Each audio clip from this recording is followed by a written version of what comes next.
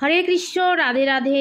দেখো বন্ধুরা, পরোটা বানানোর জন্য আমি নিয়ে নিয়েছি 200 গ্রাম ছানা, আর এই ছানার উপরে নিয়ে নিয়েছি আমি 400 গ্রাম ময়দা, স্বাদ মতো লবণ, স্বাদ মতো চিনি।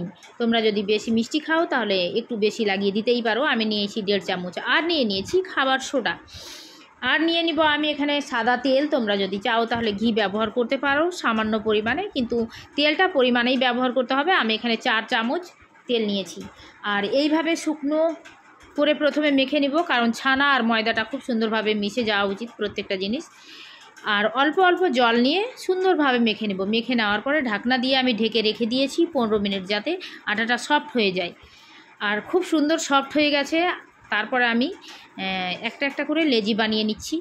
আমার লেজিগুলো একটু বড়, তোমরা চাইলে ছোট বানাতেই পারো। আর পরোটার জন্য তরকারি হচ্ছে আলু আর পনির, তার জন্য মশলা আছে।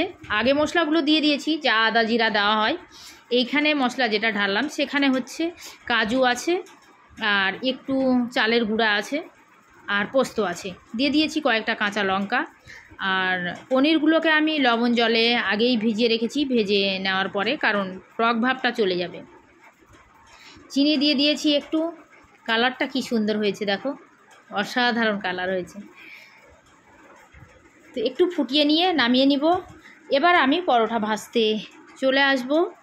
তার জন্য নিয়ে নিয়েছি পরোটা ভাজার একটা প্যান, আর সেখানে সাদা তেল দিয়ে ভাজবো আমি পরোটাগুলোকে। আমি বসে বসে সবগুলো পরোটা ভেজে নিয়েছি, তোমাদের শুধু দেখাবো তাই একটা পরোটা আমি এইভাবে রেখেছি। আর কয়েকটা লেজি আছে, তো সবগুলো হয়তো দেখানো সম্ভব হবে না ভিডিওতে। তো কোনো ব্যাপার না, লুচি যেভাবে ভাজি তার থেকে একটু বড় হবে। আর এটা একটু সাবধানে ভাজতে হবে, যেহেতু ছানা আটা ফেটে না যায় জিনিসটা। তো খুব সুন্দরভাবে ভেজে নিলাম আমি। আর এটাকে এপিট ওপিট করে ভাজবো। খুব সুন্দর লাগে খেতে, খুব সুন্দর লাগে। তো দেখো আমি কিভাবে ভাজছি। এটাকে তোমরা সাদা তেল বা ঘি যদি চাও ব্যবহার করতে পারো, ঘি হলে খুব ভালো হয়। তো আমি সাদা তেলেই ব্যবহার করব। আর দেখো আমি এপাট ওপাট করে সেঁকে নিব। সেঁকে নেওয়ার পরে যখন দেখবো পরোটা হয়ে গেছে, তখন ঘি বা সাদা তেল চামচে করে ঘুরিয়ে ঘুরিয়ে আমি এটাকে ভাজবো। তো আশা করি বন্ধুদেরকে বুঝাতে পেরেছি। ভিডিওটা যদি ভালো লেগে থাকে তো একটা সাবস্ক্রাইব করে দিও, লাইক কমেন্ট পারলে শেয়ার করে দিও। তোমার একটা সাবস্ক্রাইব আমার আশীর্বাদের রূপ পেতে পারে। হরে কৃষ্ণ, রাধে রাধে। দেখো বন্ধুরা পরোটাটা কেমন হয়েছে, সুন্দর হয়েছে। এই যে দেখো একটাই পরোটা আমি বানিয়ে দেখাতে পারলাম। তারপরে বরবাবুকে বসিয়ে দিয়েছি। একদম নরম, একেবারে নরম পরোটাগুলো। দেখি খেয়ে দিয়ে কিছু বলে কি না। ও মা, ইনি তো আমাকেই খাওয়াবেন আগে, মানে যা হবে আমিই বুঝি।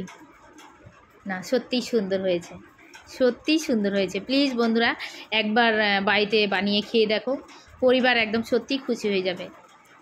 রাধে রাধে। আবার দেখা হবে এর পরের ভিডিও।